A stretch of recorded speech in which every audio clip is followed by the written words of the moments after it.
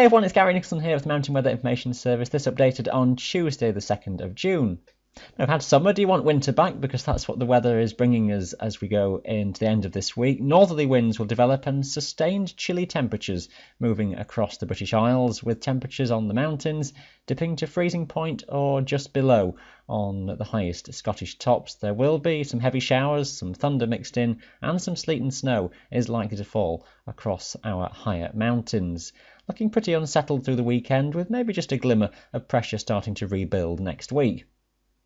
Now we'll start off with a look at temperatures. On this occasion we'll look at freezing level, and just to really highlight the cold air that's coming down from the north onwards through the rest of this week. Starting off with Tuesday evening and night, as the chilly air really starts to arrive across Scotland, we see the freezing level dropping from the north to around 1,000 to 1,200 metres across Scotland as we head into Wednesday morning, and a value at around 1,200 metres across the Northern Highlands looks pretty fair for the day on Wednesday. So those very highest tops, Cairngorm and maybe the Ben Nevis range, just at or below freezing point for at least a time during Wednesday.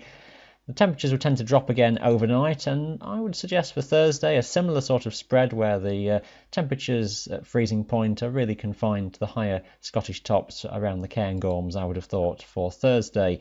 But onwards into Friday, and that lowering freezing level expands further southwards, so that the 1,000 metre contour effectively on this chart of freezing level is a bit more extensive across the Northern Highlands.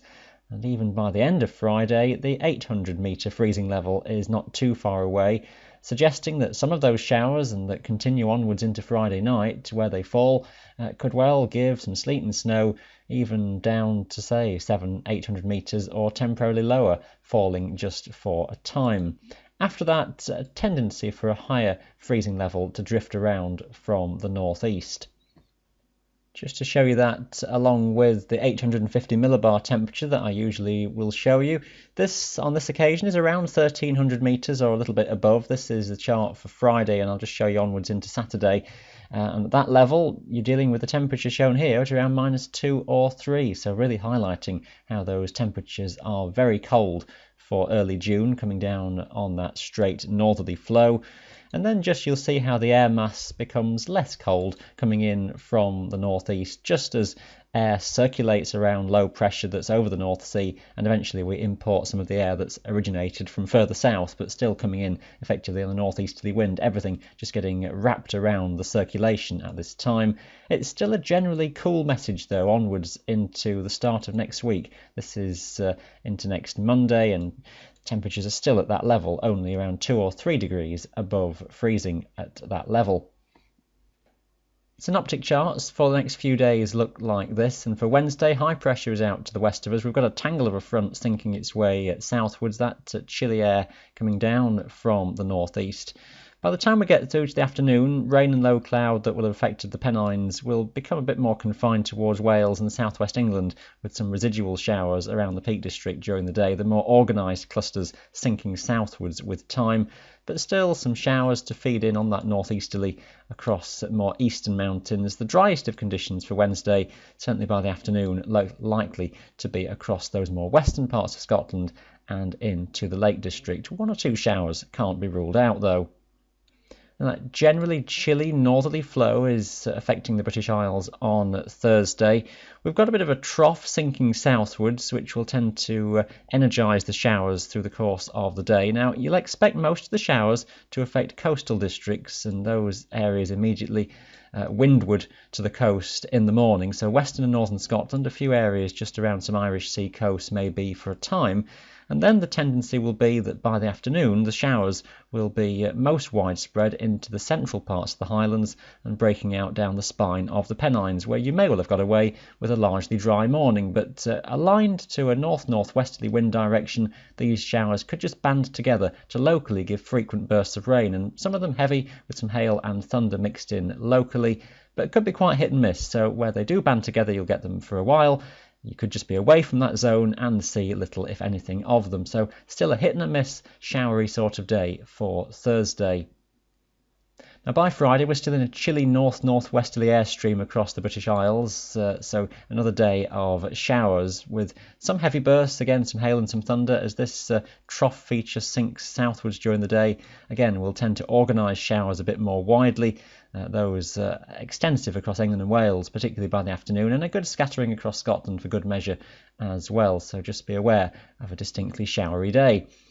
In terms of what I was saying of that warmer air that's being drawn around off Europe, this is the warm sector being taken across the northern parts of the North Sea, and a fairly unusual look to a synoptic chart to see effectively an upside down warm sector. You'd expect this sort of system to be the other way up, passing from west to east across the British Isles in a typical area of low pressure off the Atlantic, but this one has really got itself wound up and circulating northwards. It's air that's come from Central Europe has passed across Scandinavia, and that wedge of warmer air is then being taken over the North Sea, and it's likely to produce an organised zone of precipitation, and that may well then pivot into northern and eastern Scotland, and perhaps more extensively later Friday and onwards into Saturday. This sort of chart is not that common, but equally not completely unheard of, that these lows, once they really wrap themselves around, can get themselves in a bit of a tangle like this. It makes forecasting quite tricky more than 3 or 4 days ahead, because they do tend to behave somewhat differently to the typical lows that come in off the Atlantic, so the models do struggle with exactly what to do with them.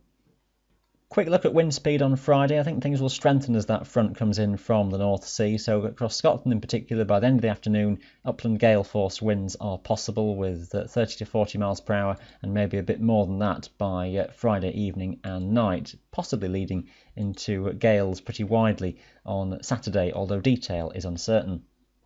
So I'll show you charts for the weekend with a degree of caution, and you can expect to see low confidence written in our forecasts in the days ahead, just because it's one of those times, as I say, where getting precise detail is very treacherous a few days down the line, so always keep a close eye on details before you're heading out. The message is likely to be, though, a pretty unsettled weekend, low pressure sitting over the North Sea, that still chilly air mass, maybe becoming less cold as that front comes around off the North Sea, but one where it's still producing showers, some more constant rain and sleet and snow across the hills, maybe with time just lifting back to the very highest tops before mostly turning back to rain as we head onwards into early next week.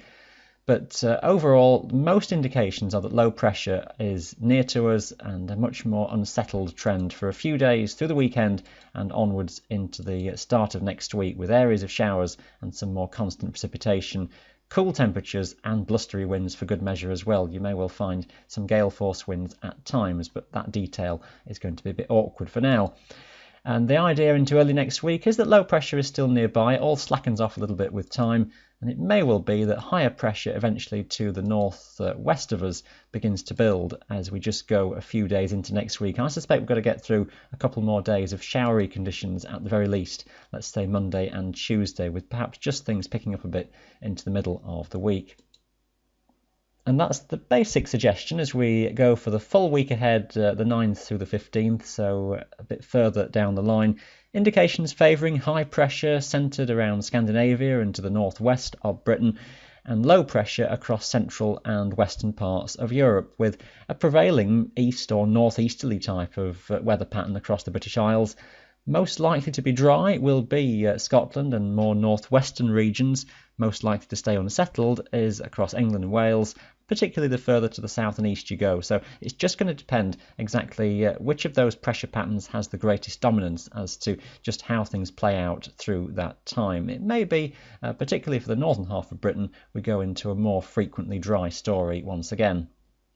So quite a bit going on as we head towards the weekend. Stay up to date with all your local information on our website. Thanks for watching today. Bye for now.